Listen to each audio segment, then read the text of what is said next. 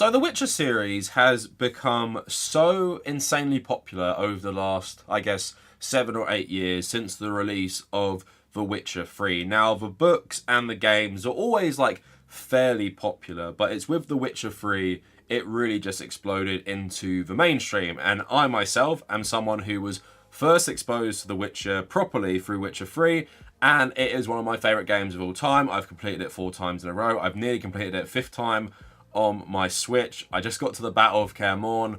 I've stopped, and I've stopped for a good while. I might just wait for the remastered thing for the PS5 to play it again. But it's safe to say, when you have such a massive fan base, you're going to get more toxic elements in that fan base. But The Witcher, I think, is more interesting than a lot of other properties, like, for example, maybe Star Wars, with fans who miss the point. Because The Witcher has a lot of political messaging, and it draws a lot from like Polish folklore, and a lot of people in Poland like very proud of it as a cultural export. But I want to talk about today how often the right wing really use The Witcher to promote their own agenda. Now, it comes after news that one of the people involved in a real life Witcher school, which was endorsed by CD Projekt Red, actually has ties to an ultra-Catholic conservative organisation in Poland, which is extremely influential in Polish politics, forcing CD Projekt Red to essentially remove the licensing. The school is essentially shutting down as well because of this one person's involvement. So bouncing off that and talking about why someone like that would even like The Witcher in the first place, I just want to talk about the general fandom and kind of like the backlash The Witcher shows and what the author of the books has said about diversity, about his own work. And I want to end it on this really good article I was reading, which basically analysed Polish medieval history and analyse how the far right in Poland use it versus how the Witcher universe presents it. And the contrast between these things is really, really interesting, where you can see why far-right Polish types would think The Witcher is promoting this, but at the same time it's very clear The Witcher goes against a lot of their own versions of glorified Polish history. So all of that coming up in the video for you today. I apologise so much. I forgot the chocolate orange, and I was meant to get it for 75k. Now we're on 76k, so let's keep chugging along. Maybe we'll get to 80k before I finally decide to buy one. But yeah, for every 5k, we get a new chocolate orange. Help me build this pyramid, at least before I go away to Vietnam in September. Also, if you want to support my work, consider becoming a patron. I want to build up as many $1 to $3 patrons as possible, and the benefits of that are getting my Nintendo Switch friend code and access to the private patrons Discord server. Also, subscribe to my second channel, the Kavernacle Extra, where I archive my live streams, and also check out my social media at the Kavernacle on Twitter, on Instagram, and check out the subreddit down in the description. And yes, please like the video to support it. And I guess for the comments today, the question I will ask you is, how were you first exposed to The Witcher? Was it through the games, maybe even the original Witcher game? And have you encountered these like right-wing Witcher fans who essentially use it to push stuff about like nationalism or European nationalism? Let me know down in the comments. So I thought just before we go on to the closing down of this Witcher school, I would just talk about my own read about the Witcher universe. Now, I'm someone who hasn't ever read any of the books. I've only watched season 1 of the TV show. Didn't think it was all that amazing. Just, it felt very low budget. The acting was kind of bad besides Geralt, in my opinion. The storylines were okay. I just think it felt a bit cheap. But anyway, in terms of the game, my read on like the political messaging of The Witcher is basically, throughout the game, that racism, xenophobia, all of these things are bad. And I played Geralt in a way where he was very sympathetic to marginalised people, and that was always an option for me to play it as, because Geralt was an outcast himself, and Geralt was hated by a lot of people. You go around the Witcher world, and people call you a freak all the time, and they say all these things about you, nasty things, and it's very clear that given the opportunity, they wouldn't mind killing you themselves. They're only using you for your service as this monster hunter. Now, like throughout the game, Geralt is friends with dwarfs like Zoltan. He's friends with mages and witches, who of course are under threat by the Church of the Eternal Fire, which is essentially a stand-in for the Polish Catholic Church. Geralt is also pretty progressive with women's rights, and of course, judging from the games, he's pretty anti-racism in the context of this fantasy setting. There's that clip at the end where he talks about how after the mages were driven out of Novigrad, I think it's when you help them flee, essentially the population just turned on non-humans next, because it was never really about the witches, never really about the mages. It was pretty much just about scapegoating people and their xenophobia. Hatred and prejudice will never be eradicated, and witch hunts will never be about witches. To have a scapegoat, that's the key. Humans always fear the alien, the odd. Once the mages had left Novigrad, folk turned their anger against the other races, and as they have for ages, branded their neighbors their greatest foes. And then you go back there, you see these pyres which non-humans have been put on. But that's my read on like the political subtext of the Witcher games. But of course the Witcher world is pretty, you know, shades of grey. You have like the Scoia'tael, these supposed like freedom fighters for elves, but in the books I've read there's a bit of nuance there, and how they are backed by Nilfgaard to undermine the northern kingdoms. So there's lots of little things in The Witcher, but I'd say by and large, I wouldn't say The Witcher is a glorification of the Polish past or medieval times, or can be held up as some sort of symbol of nationalism and how things were so great back then. But when there is something in a medieval setting, no matter what it is, it's always going to appeal to certain nationalist far-right types. And that is where the shutting down of this Witcher school comes into it. So PC Gamer reporting, CD Projekt Red pulls the plug on real-life Witcher school. A real-life Witcher school in Poland has had its license pulled by the company, a move that the organization's co-founders claim is related to a former staff member's employment by the ultra-conservative organization Ordo Iuris. 5 Elements launched its Witcher School LARP in 2015, conducting 50 events over 7 years of around 3,000 participants. But in February, co-founders Dominic and Dustin Wawrzyniak announced in a Facebook post that CD Projekt Red had revoked the Witcher license. The two claim that the reason is due to Dustin's wife, Ania, and her ties to Ordo Iuris. It's a pretty bigoted Catholic organisation that for years has attempted to quash the rights of both women and the LGBT community. Along with working with 5 Elements for 2 years as a lawyer, Ania also provided legal expertise for Ordo Iuris, including the legal mechanisms for introducing and enforcing the vaccination obligation and the possible consequences of failure to comply with it. The post also alleged that Ania's work for the organisation did not reflect her own views, continuing, "Our team has always consisted of people representing the entire spectrum of political, social, and moral views, including people whose views on many issues were extremely diverse. The only criterion for our employment was their professional competence." CD Projekt Red did not comment on whether Ania's involvement with Ordo Iuris was the reason for removing 5 Elements' license, instead citing merchandising. In February, we decided to end our cooperation with the organisers of the Witcher School, the developer said in a statement to Eurogamer. Now the contractual notice period of 3 months has ended. For more context, this cooperation was about the LARP itself and potential merchandise tied to it. We do not provide further details on the matter. 5 Elements is saying they're going to forge ahead, creating a new world separate from the Witcher license. So in like a kind of Q&A, they answered some questions. So why did we lose a license? So Anna, Dustin's wife, was one of the hundreds of people working at Witcher School. She worked with us as a lawyer in 2017 to 2019 in the field of legal assistance. As part of the development of her professional career as a lawyer, she'd been carrying out orders for various companies, including Ordo Iuris, organisations with right-wing and Catholic beliefs. In March 2022, as a result of articles informing that Anna works both at the Witcher School and Ordo Iuris, our company lost its license to organise LARPs. At the time of the situation, we informed CD Projekt Red about it, which in response, without asking for explanation, terminated the license agreement. Contrary to popular opinion, we have no complaints about CD Projekt. We wrote about it clearly in the editorial comment on our statement. So if you guys have never heard about these Witcher schools, they're pretty interesting. So on the website it says, Witcher School is an adult adventure inspired by the Witcher games and books. All's been read and played. Now it's time to live it. Experience a thrilling story at a real castle. And then if you go on this PDF document, they link where you can see what you're going to do there.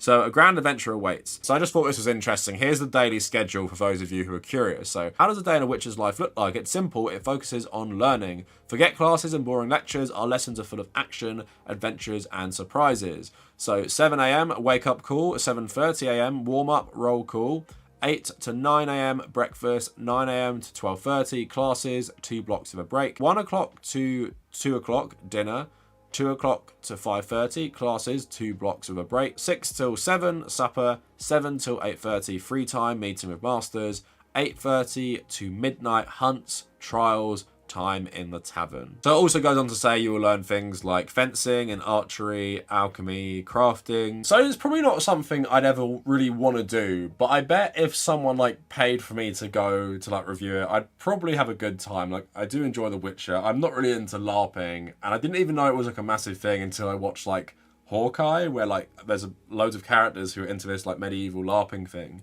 But you guys know I love a tangent, and it seems from their own statements that part of the reason that the license was removed after 7 years was because it was discovered one of the founders' wives was a lawyer for Ordo Iuris while also working for the Witcher School for legal things. So maybe it's like a bad image, or maybe CD Projekt Red personally do not like this group, but it is very, very influential in Polish politics. So going on a nice tangent to talk about Polish politics. So Ordo Iuris is an ultra-conservative Polish Catholic organisation and think tank. It aims to research the legal culture and spiritual heritage in which Polish culture is rooted and to promote them in public life and the legal system. So Reporting Democracy has an article, Ordo Iuris, the ultra-conservative organisation transforming Poland. When the Ordo Iuris Institute for Legal Culture launched its new law school, Collegium Intermarium in Warsaw in late May, 2 Polish government ministers were there to make the opening speeches. During the May 28th launch event, both Glinski and Sarnek ceremoniously signed a declaration on the necessity of Ordo Iuris University, saying, "As we observe the crisis of academic life, there is a need to return to the classical idea of university. We must not be afraid to refer to heritage of previous generations, including the foundations of our civilization, the Roman idea of law, the Greek love of wisdom, and the living legacy of Christian values." So a nice dog whistle. Also, not surprising, a lot of these Central and Eastern European countries like Poland and Hungary also playing into this like cultural Marxism stuff. Symbiosis between the conservative nationalist governing party of Law and Justice and Ordo Iuris is clearly apparent during this launch event, although the culture minister Glinski was careful to stress to the media that Ordo Iuris was a non-governmental grassroots organisation not in any way connected to the Polish government. But last year it was reported on how the Polish government was conducting diplomatic efforts in neighbouring countries to rally support for a family rights treaty drawn up by Ordo Iuris, among others, which was designed as a replacement for the Istanbul Convention on Combating Violence Against Women and Domestic Violence. Over the past 2 years, municipal resolutions against what has been called LGBT ideology, often proposed by PIS local councillors, was in many ways based on a template that had been drafted by Ordo Iuris. Ordo Iuris has for years been spearheading an effort to roll back women's and LGBT rights in the name of what it calls the defence of the traditional or natural family. Among PIS politicians, it has found a sympathetic ear for its ideas, giving it a vehicle on which to reach its goals. Along the way, its conservative messaging has helped the Polish government build a narrative of resistance to the West, which Warsaw makes ample use of in its continual confrontation with the EU. But the group's stated goal is to promote a legal culture based on respect for human dignity and rights.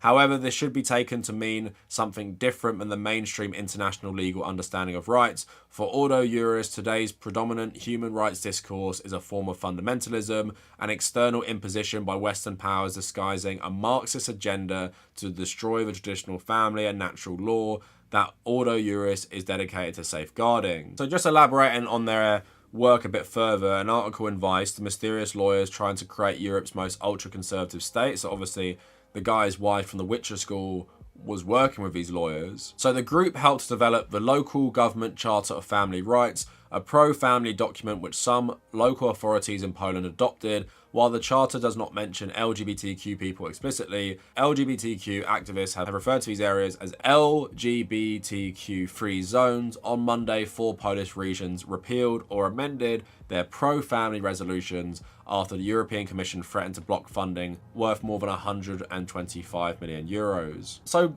Polish history and politics since like, I don't know, the 1920s has been completely insane, and it's not kind of surprising this stuff is rearing its head. At the same time, stuff like this is going on in Hungary. It feels like Poland is a bit behind Hungary in this regard, but it feels like it's getting there.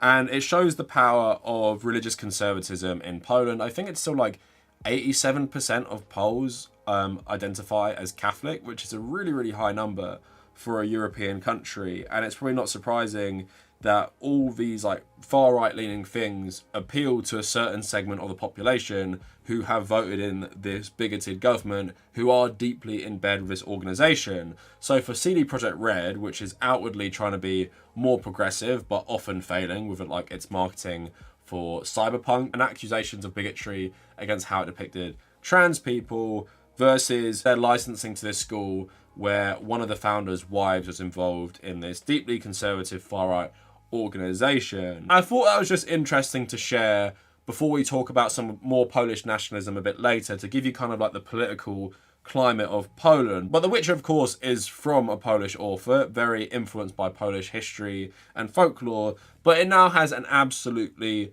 global appeal. And because of its global appeal, especially with a lot of American audiences who are indoctrinated with its anti-woke stuff, it has prompted a lot of backlash, mainly at the Netflix show. So in the game, the depiction of the Witcher world was one that was primarily based on Europe. So most people in the game, for the English version, had English accents. In Skellige, they had Northern Irish accents and sometimes Scandinavian accents.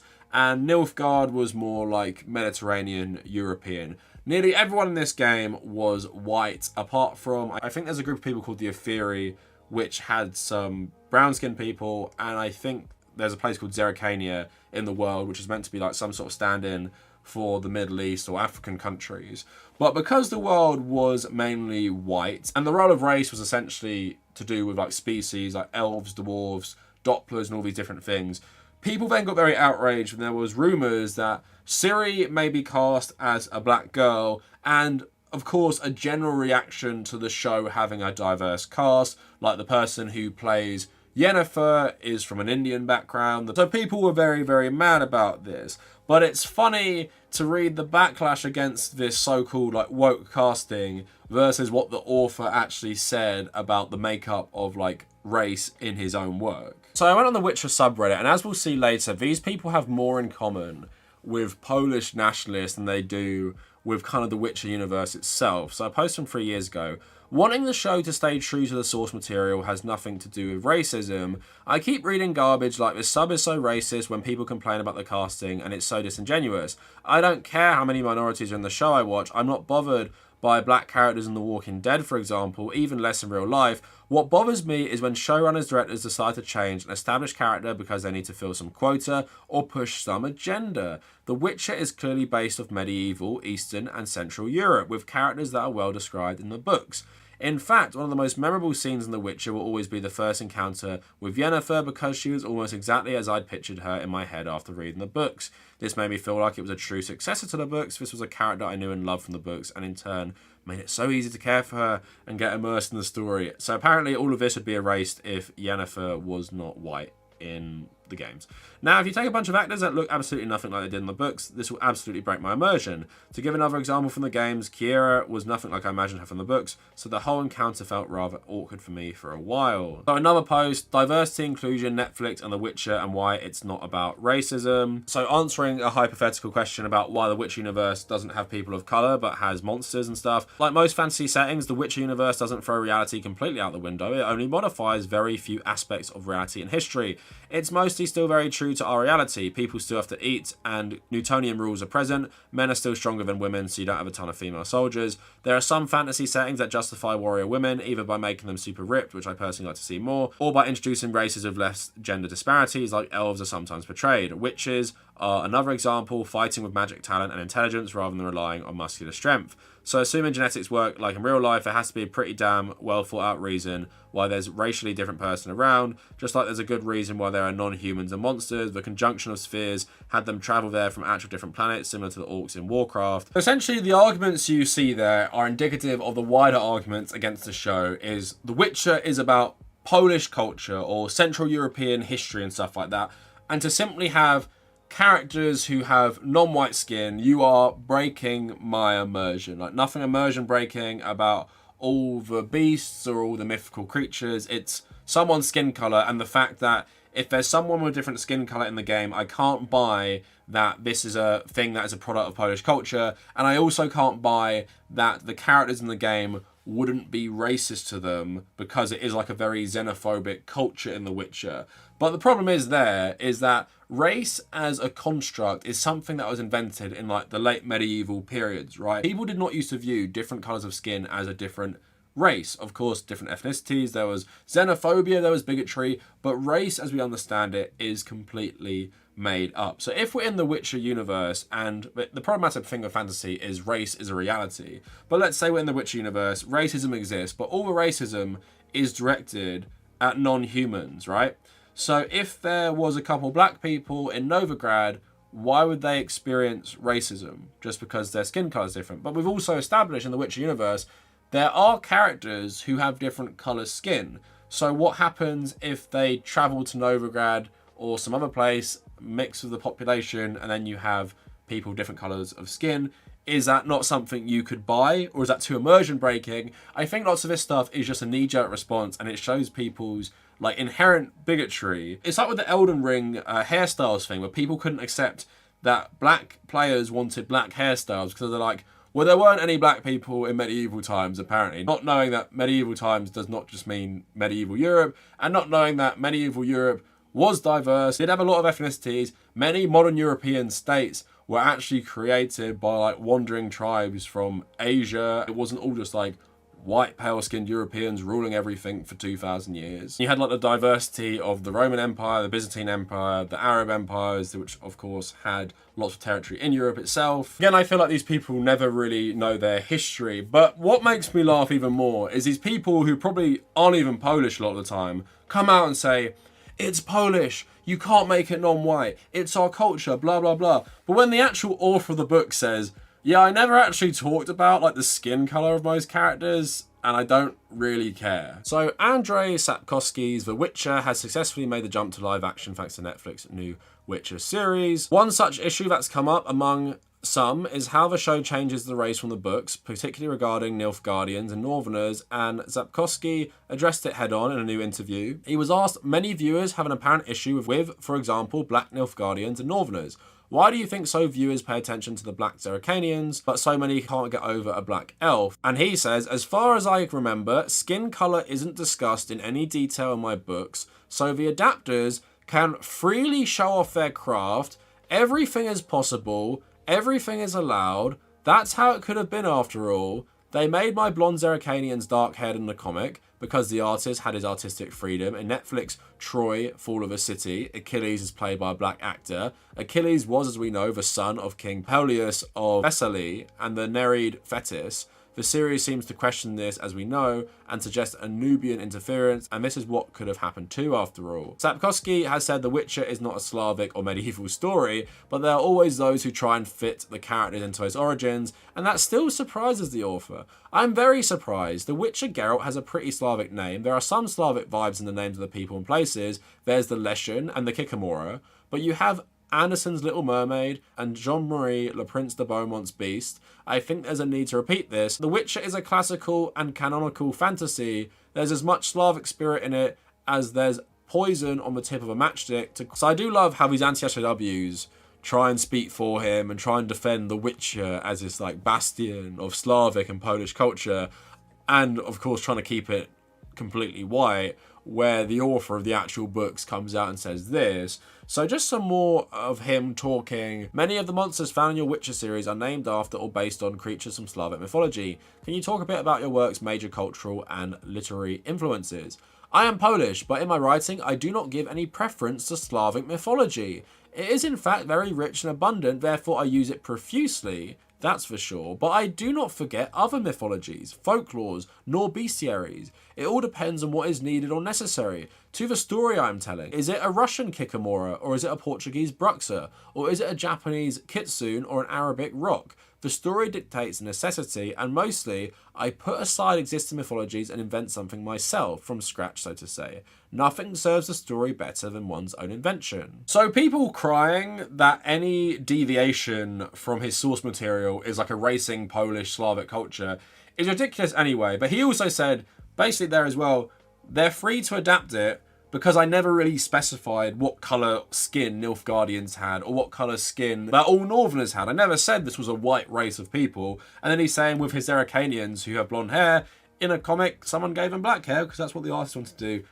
and he was fine with that. So he is fine with CD Projekt Red depicting this setting as like medieval Europe, and he's fine with Skellige being depicted as like, you know, Scandinavian / Celtic, but he's also saying that if Netflix don't want to do that and want to have a diverse cast of people playing characters in the world or playing civilians, then that is perfectly okay. And I also love the part where he says, yeah, it's influenced by Polish culture, but I also just take stuff from like loads of different mythologies to fit the story and create something new.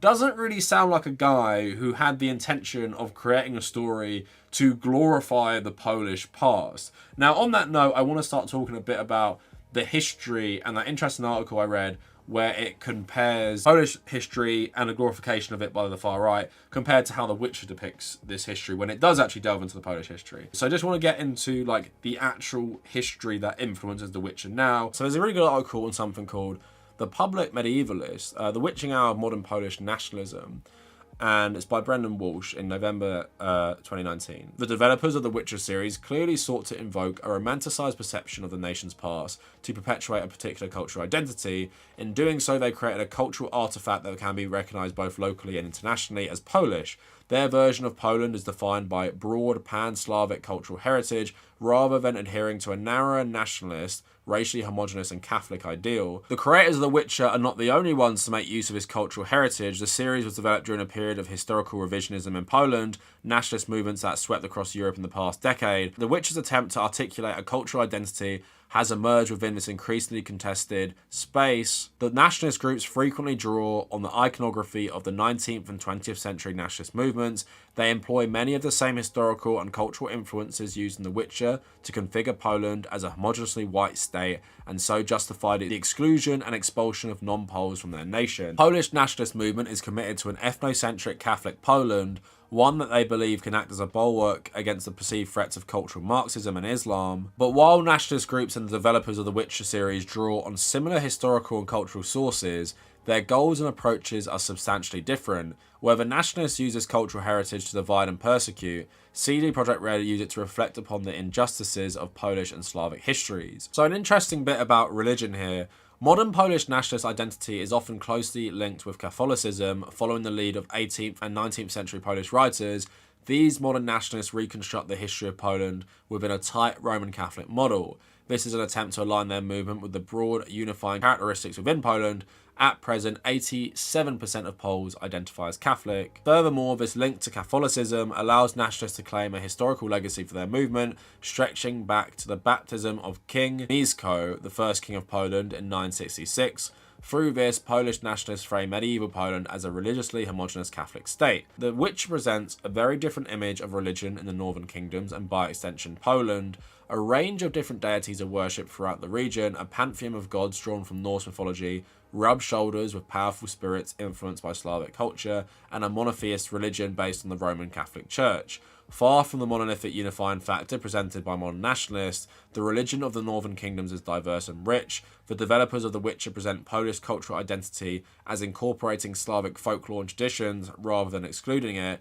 This interpretation is drawn from the diverse religious practices in Poland through much of the Middle Ages. The Christianization of Poland was a lengthy process and was accomplished from the top down. Mieszko and the ruling classes may have converted in 966, but pagan beliefs survived and coexisted for many centuries. In fact, The Witcher presents a fairly negative view of Christianity. The monotheist Church of the Eternal Fire in the game draws heavily on Christian doctrine, symbolism, and tropes. In the city of Novigrad, the church exerts complete power, led by the pope-like figure named Hierarch Cyrus Engelkind Hemmelfart. The church considers all sorcery as inherently evil and labels non-humans and supernatural creatures as its enemies. The atrocities committed by the Eternal Fire and their followers have strong parallels with the darkest deeds committed in the name of the Catholic Church against religious and social outsiders. This amounts to a critique of the Roman Catholic Church's role in Central Europe, particularly as this is a fantasy setting where other deities and supernatural creatures are actually present. In the Witcher games, we see the effects of religious oppression and persecution from the point of view of its victims. The Church of the Witcher is not a unifying nationalist force for good, but a divisive and destructive power. In drawing on romantic interpretations of Polish cultural identity, The Witcher comes into conflict with the far-right interpretation of Polish national identity constructed in the past few decades. While both models employ romantic nationalist rhetoric to define what is Polish, there are fundamental differences between their conclusions. Nationalist groups push an ideology in which Poland exists as a historically homogeneous Catholic state with clearly defined cultural traditions. The Witcher presents a broad pan-Slavic interpretation of Poland, in which the boundaries between Slavic and Polish traditions are blurred. Both models, while in conflict, are evident of an overarching movement in which the Polish people are actively attempting to redefine their culture and identity after the Cold War. So I found that article really, really interesting and a nice way to end the video and tie it back to Ordo Iuris, in that they are a group that rely on this like far-right interpretation of Polish history, this revisionist history about Poland as this historical homogenous society, very, very Catholic society going back to 966, when that was not the truth. And it's interesting where people often talk about like The Witcher being Polish. You can't put diversity in there at all. It's meant to be medieval Poland. And then you have a game, when you compare it to the nationalist interpretation of history, is something that shows, I guess, the diversity of Polish culture and Slavic culture during this time, and actually has criticisms of historic xenophobia in Poland, which was greatly influenced by the Catholic Church itself, which is represented in the game by the Church of the Eternal Fire, and them, along with the witch hunters, are clearly depicted as bad guys. So the interpretation of Polish history in The Witcher is kind of a more like realistic version, which takes a more, I guess, anti-religious authoritarianism stance. But then it's very funny, the modern day Witcher franchise has been picked up by more general nationalists, basically be part of this Western culture war against diverse casting in media properties. But I guess through in that last article, it's also very clear why far-right types are attracted to the Witcher franchise, because like the article was saying, both the Witcher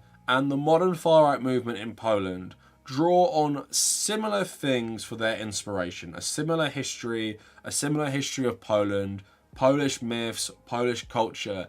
The difference is how they present it and what they, I guess, rewrite about it. So for the far right, they rewrite it, like I was saying, to make it more focused on the Catholic Church, to make it more focused on this like homogenized Polish culture, which apparently has existed for 1,000 years, where CD Projekt Red's interpretation is more like, you know, we have the northern kingdoms at war with each other, we have Nilfgaard invading. It's a very, very chaotic time period. There isn't really like an overarching nationalist identity in the Witcher games for like all these people who are very, very similar, like Temerians and Redanians. Like in the game, there really isn't much of a distinction between these groups, and that can kind of be seen as like Polish history, where Poland as a nation, as we understand it today, was never this unified. But then you have the xenophobia, the Catholic Church, and all these things presented in a way which is probably more realistic to the actual history. But because conservatives are often awful at reading into subtext in media, they probably just see this world and they're like, yep, medieval Poland, don't change our culture,